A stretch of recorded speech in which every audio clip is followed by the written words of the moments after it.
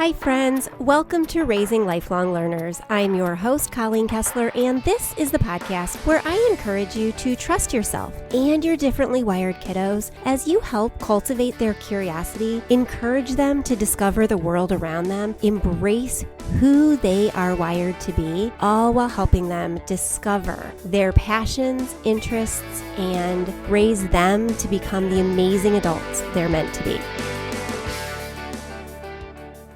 Hey, welcome back.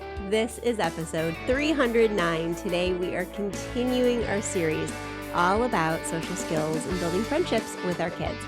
This is the third episode in this series, and we are talking today about handling rejection. If your kiddo has ever said to you, nobody likes me, or I'm never trying to make a friend again, after being left out, this episode's for you. Today we're going to talk about rejection in a way that protects our kids' hearts and helps them build the skills they need without hardening them or shutting them down. This is going to be a great episode filled with actionable things you can do today and or at your next social interaction with your kids out with a group when things don't go wrong, This episode is going to be filled with things that you can do with your kiddo after the next social interaction, especially if things don't go the way that you all had hoped. So before we begin, I just want to give a special thank you, as always, to our sponsors for this episode, CTC Math. We really appreciate them, and I love their curriculum. You'll hear more about them later on in today's episode. I also want to shout out Curiosity Post, a snail mail club for kids that focuses on social and emotional needs through journaling, activity prompts, ideas, and fun surprises in the mail every single month. Check it out at raisinglifelonglearners.com. Click on the big button at the top that says Curiosity Post. We'd love to have you join us. All right, pop those earbuds in and let's get on with today's episode. All right, so welcome back for episode 3 in our Social Life and Friendship series for neurodivergent homeschoolers. This episode is for you if your kiddos take rejection deeply, if they replay social moments for days afterwards, thinking about all the things they could have or should have said, or if you're like that too, because I know I have done that or do that, and I know that there's at least one of my kids to whom I passed that down. Maybe your kiddo decides I'm just done with friends after one painful experience, or they're kind and thoughtful and intensely affected by social loss or social rejection. I promise today that you will leave this episode with a clearer understanding of why rejection hits so hard for our neurodivergent kids in particular, language that validates for them without catastrophizing the situation, some gentle reframes that don't erase pain, but help them see the bigger picture and why it's worth continuing to try to find friendships, and concrete tools to help kids try again when they're ready. This is going to be a good one. I hope that you enjoy and get some tips out of it. So, why does rejection hit our neurodivergent kids so much? It hits them even more so than neurotypical kids oftentimes because a neurotypical kiddo bounces back more easily, tends to have more resilience, and can make friends more easily or has a bigger group of friends to begin with. Neurodivergent kids often, and again, generalizing here, we talked about that last episode, that this isn't every neurodivergent kiddo, but it is a great deal of them, many of them. They see the world so differently that it's hard to find someone with whom they click. And so when there's loss there, or when it's a struggle to find somebody with whom they can click, it feels even more deeply lost to them. For many neurodivergent kids, rejection isn't just social, it's neurological. It impacts their already heightened emotional intensity. It further builds their difficulty in reading social cues, especially when the social cues are a little bit ambiguous. It affects them more deeply because they're slower in processing under stress, and they start to build a history of near misses socially, which can be really difficult for them. Also, Sometimes our neurodivergent kids have fewer peer exposures, and this is often because maybe they have more therapies to get to. They're more interested in academics, so they're more apt to have more classes or some of their hyperfixations to focus on. And so each social interaction that they have carries more weight with them, and they feel a more profound loss when it doesn't work out the way that they had hoped. Because of that, there's less opportunity to practice missing out on the friendships. So every one of them feels more impactful and more important in the moment. And then rejection can feel global instead of situational. They tend to apply everything to all of themselves and not just this one isolated situation. It's important for us to reframe as parents that this isn't our kids overreacting. This is a nervous system responding to loss, and it's very real for our neurodivergent kiddos. When our kids are dealing with rejection, there are some important things that we don't want to say to them, even when we mean. When we're uncomfortable with our kiddos' pain, we often rush to try to fix it. And so sometimes some of these common phrases are just going to backfire on us. Maybe we say, hoping to soothe, they really weren't worth being friends with anyway. You didn't have a lot in common with them. Or you're going to find better friends. Or just ignore them. Or everyone gets rejected. And this hurts our neurodivergent kids because it minimizes their very real loss. It minimizes what they're feeling, doesn't validate that. It implies that the kiddo is wrong for caring, and they're not. It's important that we allow them to care and we validate those feelings and then help them find solutions. Also, it can tend to shut them down for the future because they think, well, they weren't worth being friends with anyway. Is anyone really worth being friends with? Or I'm just going to ignore everybody because it's easier that way. It's safer that way. And if everyone gets rejected, I'm just bound to get rejected all the time. So I'm just going to forget about even trying. So they shut down and they don't try anymore. So instead, we want to start with validation. We want to say, that hurt. I totally get that. I'm so glad you told me. Validate their feelings. Let them know that you're glad that they trusted you with those feelings. You could say, it makes sense that you'd feel sad, angry, confused. I feel that way too when people don't like me in a situation or I don't connect. I sometimes feel isolated, so I get that you're feeling that too. The key thing about phrases like this is that it doesn't try to fix it. It just validates what they're feeling so they can sit in it for a minute. You could also say, I'm here. We don't have to fix this right now, but you can just tell me what you're feeling. Or I can just sit here if you don't want to tell me, but I'm here for you. It's important for our neurodivergent kids to really sit with their feelings and understand what they're feeling, and for us to validate those feelings because we want them to remember that feelings are never wrong.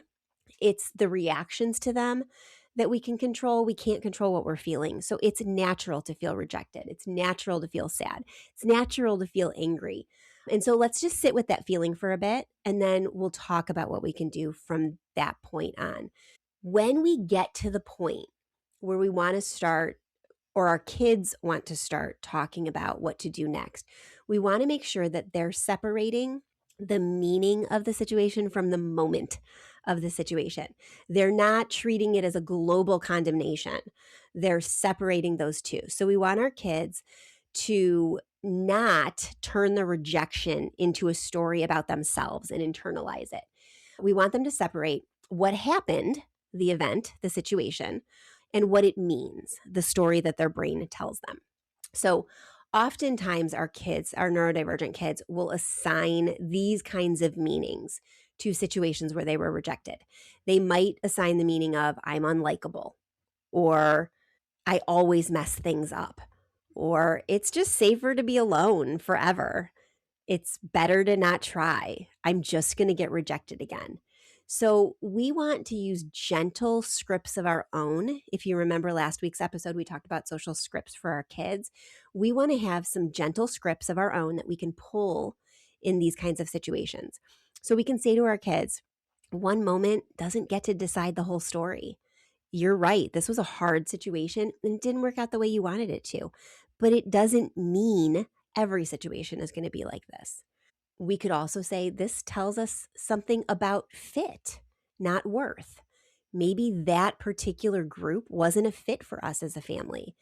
It doesn't mean we're not worth finding the fit that is right for us. We also can say it's okay to pause friendships without quitting friendships forever. It's okay to decide that we're going to stay at home for a season and we're not going to do a whole bunch outside of our family and our extended family and then try again in a couple weeks or a couple months. We just want to make sure that we're not quitting forever.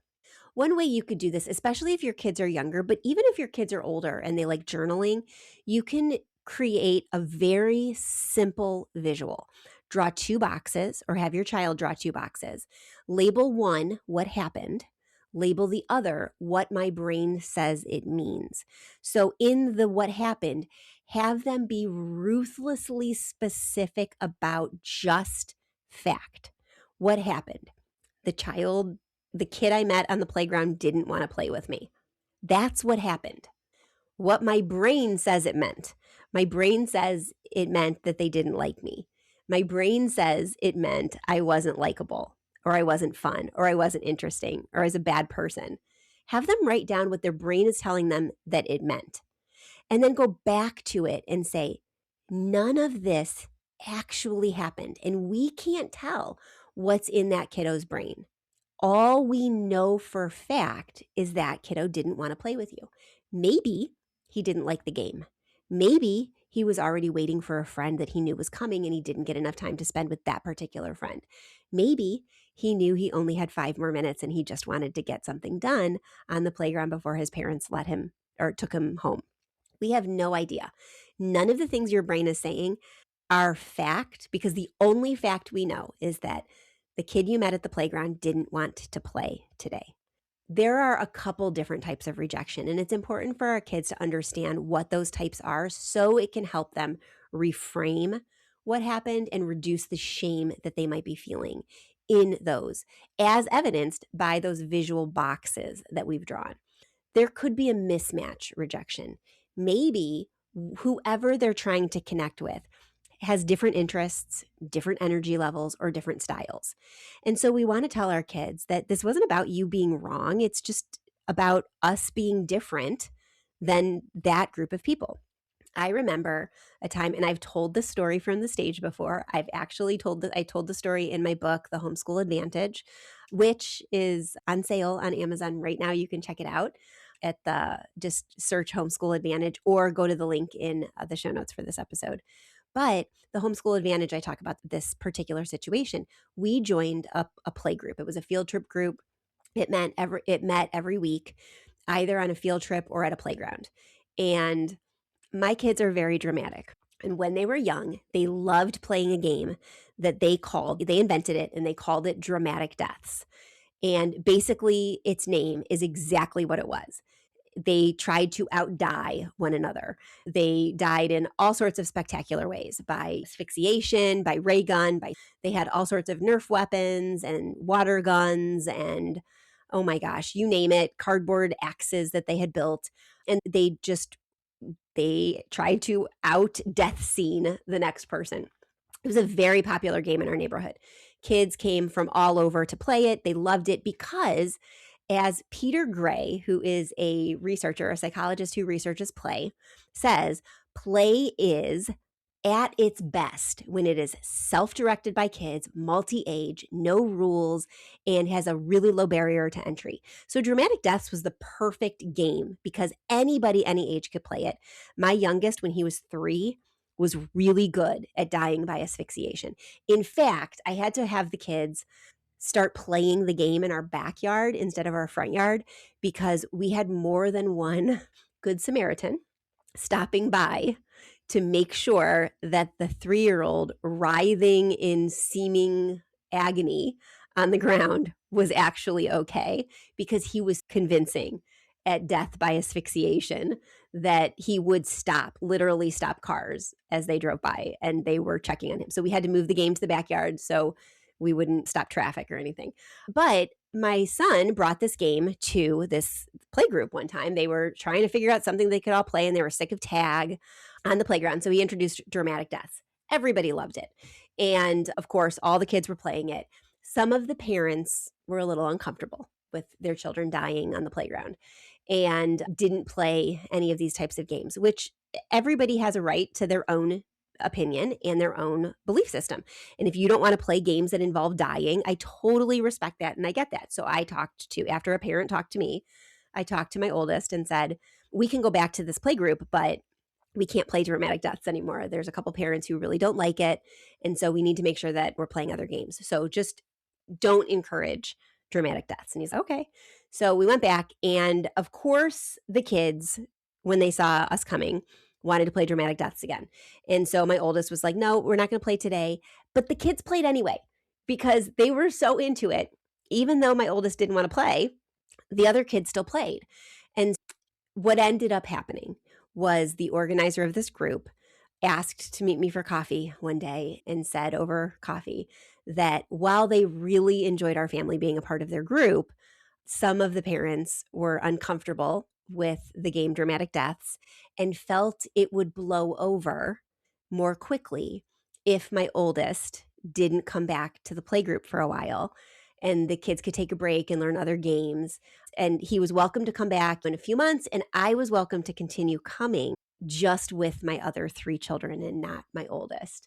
And so we realized that particular group was not a fit for us, not because I expect everybody to buy into whatever games my kids want to play, but because I wasn't willing to separate my kids and keep one of them from an experience just because some parents were uncomfortable and their kids still wanted to play a game that was introduced to them. Side note, later on, the game ended up being really a great skill builder because my son ended up auditioning for the radio drama The War of the Worlds, a staged version of that play. And if you know anything about H.G. Wells's The War of the Worlds, only the 2 main characters in the play, and I'm speaking specifically about the play version, survive. Everybody else dies. They die very dramatic deaths, all sorts of deaths. And so the auditions called for people who were willing to be ensemble members and die many ways, be many characters throughout the course of the 2-hour play, or obviously try out for the main characters who were crucial to the play but lived throughout the play. And my son put on his audition sheet that he only wanted to accept an ensemble role because he wanted to die as many ways as possible throughout the play. And he did. He got a part. He was in the ensemble and he died, I think, like 15 different ways. Ray gun was my favorite, though he liked asphyxiation because he'd gotten to be very good at that. So you never know where the games are going to take you. But it was important in that situation for us to reframe it as this isn't about being wrong because everybody has dramatic play of their own version. This was just about being different and having different sets of standards for play and for what we accept or what we want to be a part of. And so we extricated ourselves from that group very amiably. And in fact, I'm still friends with some of the people from that group now. This is now decades later. But it was an interesting time, and we could have very easily felt like it was us and we were bad and wrong and broken. But it just needed a reframe. There was a mismatch in energy and interests and styles. Reframing that based on the type of rejection and not holding into it and letting your brain make up stories about why you're not included is important. There's also capacity rejection. Maybe the other person just doesn't have space for another friendship right now. Now, this can feel counterintuitive because it feels like everybody should want to meet people all the time. But sometimes, and we can tell our kids this, sometimes people say no because they're full, not because you're unwanted, not because you're a mismatch in energy or style or anything, just because they don't have the capacity to do more or give more. I've had seasons like that. I'm in a season like that. I really struggle. We're part of a brand new co-op, and I really enjoy the co-op. I enjoy the parents there. I think there's a lot of kids my kids could be really good friends with. But the stage in my life that I'm in right now with an older son he's taking some classes. He's an adult child still living with me, taking some classes, but he's also struggling with some different health issues. And an older daughter who's away at college, and then a high schooler and a middle schooler, and a business and a household, and a husband who is trying to figure out what his next step in his career is. There's a lot going on. And I don't have a lot of time to see the people that I've been friends with for, let alone cultivate and build new friendships. So I spend time at co-op with these people that I'm meeting, and I'm, again, really enjoying these conversations. I'm trying to go to any of the moms' nights out that I have the ability to go to so I can connect there. But that's all I've got right now. And we've got seasons like that in our life, and our kids do too. And so it's important that our kids know that we can reframe a situation, that it's not because they didn't like you, they just don't have the capacity to spend the time cultivating a new friendship right this moment. There's also timing rejection. It might be the right people, but it's the wrong moment in time. The connection just isn't working yet, or it's not working in this way. It might be a situation where you reframe what's happening, or you're in a different situation and now you become really good friends. This has happened with people all throughout time. You meet somebody and you don't connect at that moment, but then you meet them again and you're like, how did we not spend time together before? We have so much in common. It just might not be the right time or the right place.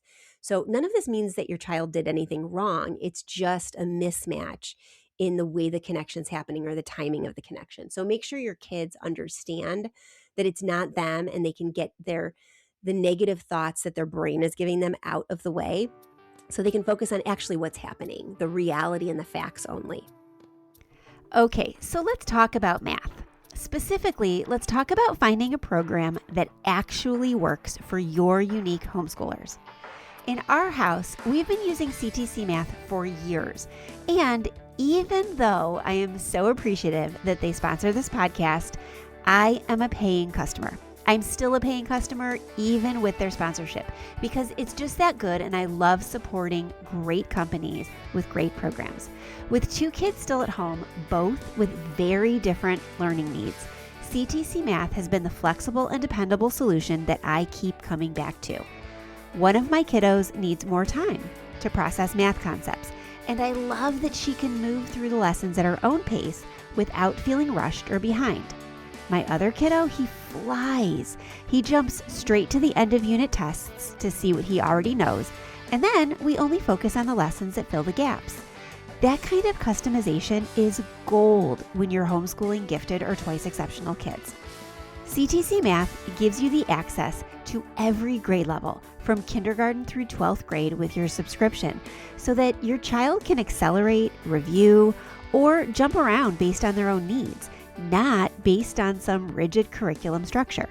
And because it's video-based with clear instruction and auto-graded lessons and quizzes, it frees me up to support my kids without being chained to a textbook, teacher's manual, or whiteboard. So whether your child needs more time or is racing ahead, you can tailor it all with CTC Math. Check it out at ctcmath.com. You will see why so many homeschool families trust it. And if you've got quirky math learners like I do, I think you're going to love it.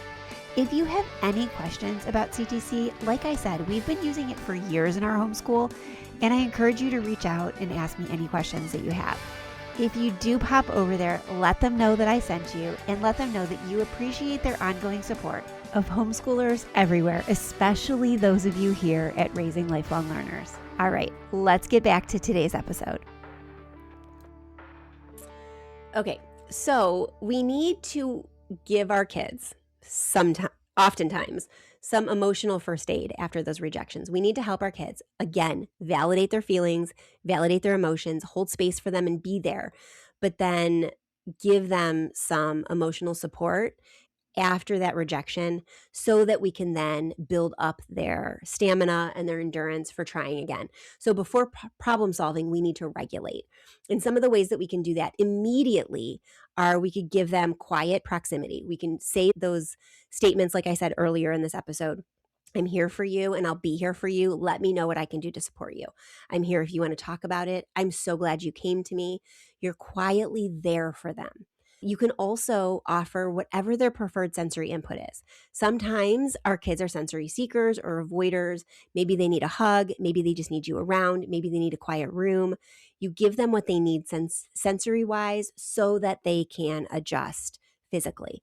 You might need to give them movement or pressure, a big hug, a squeezy hug, we used to call it when our kids were little. We talked about in the Learners Lab class the other day some different ways that we can regulate big feelings. And one of the kids in the class, she's a teenager, mentioned she likes to go outside and swing when she's feeling overwhelmed or when she's facing rejection or high pressure.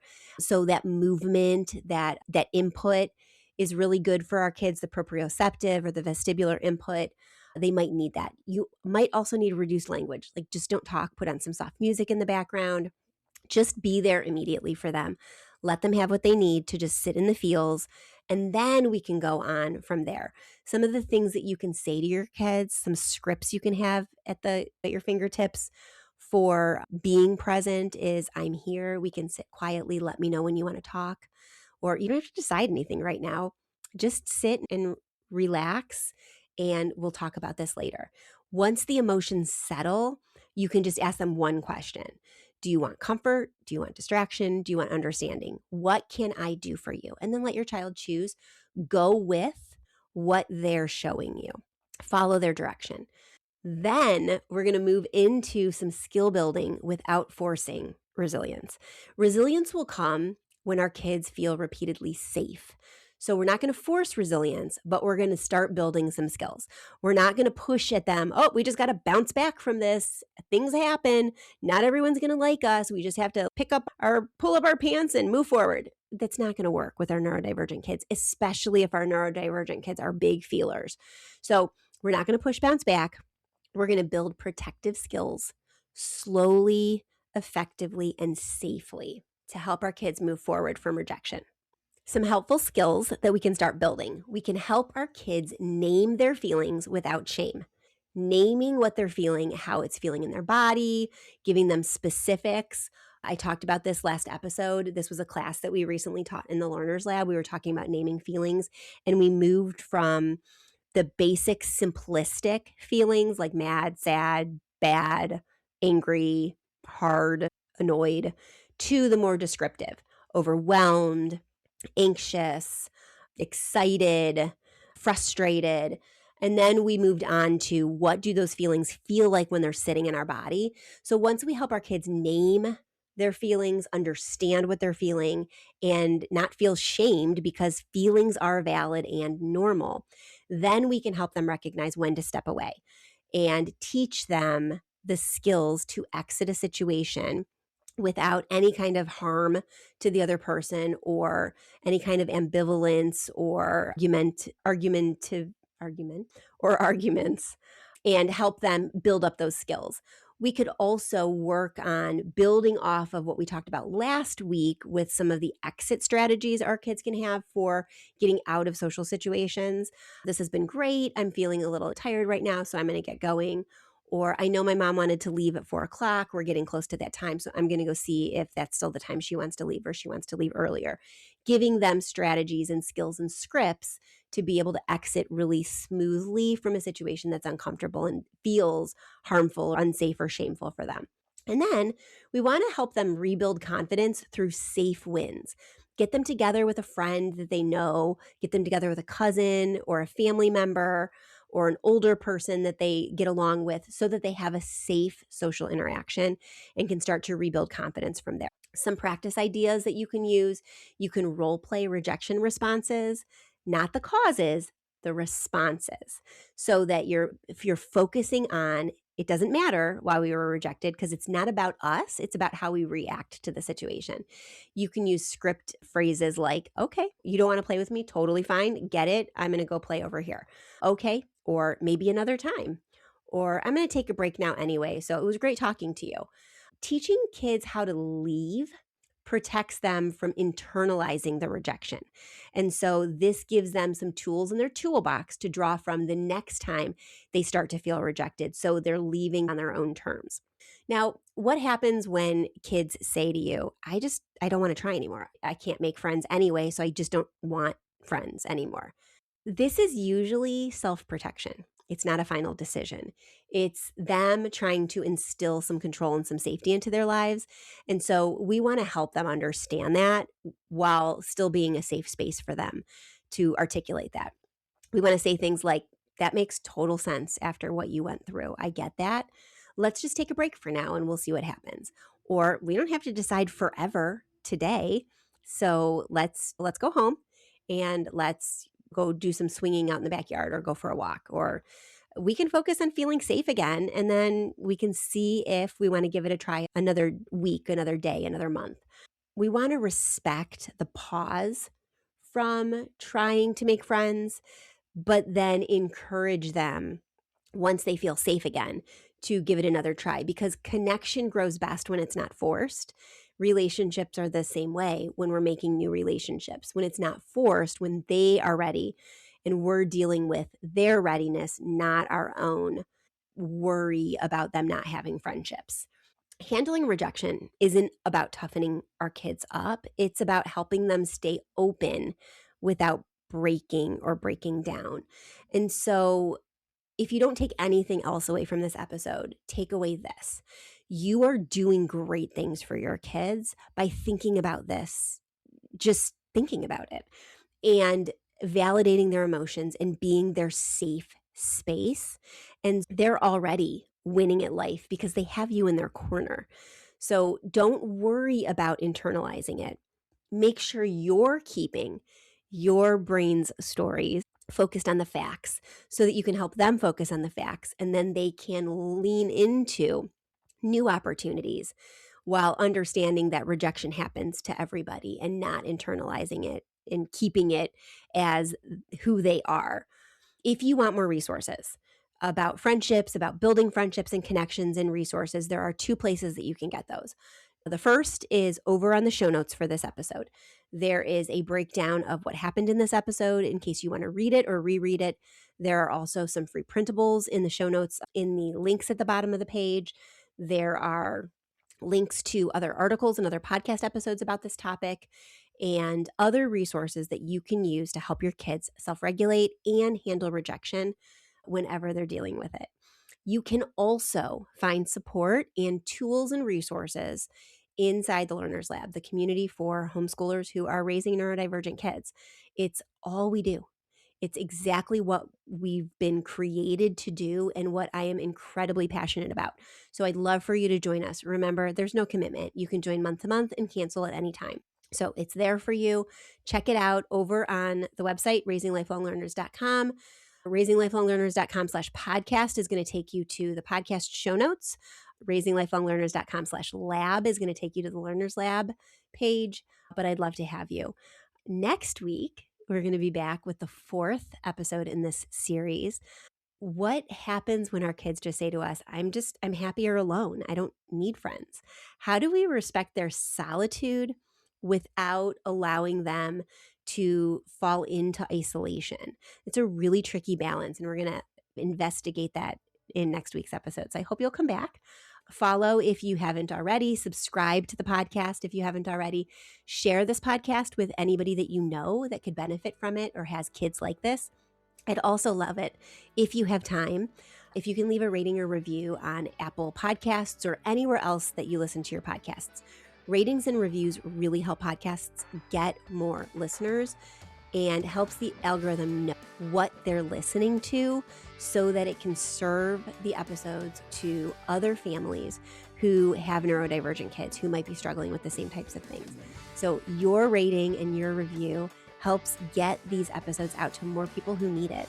And honestly, that's all I care about, helping families navigate their parenting and their homeschooling world with neurodivergent kids, because you and them are the perfect parents for the kids that you have, and because of that, you're the perfect teacher for them. And I have every faith in your ability to homeschool your kids successfully.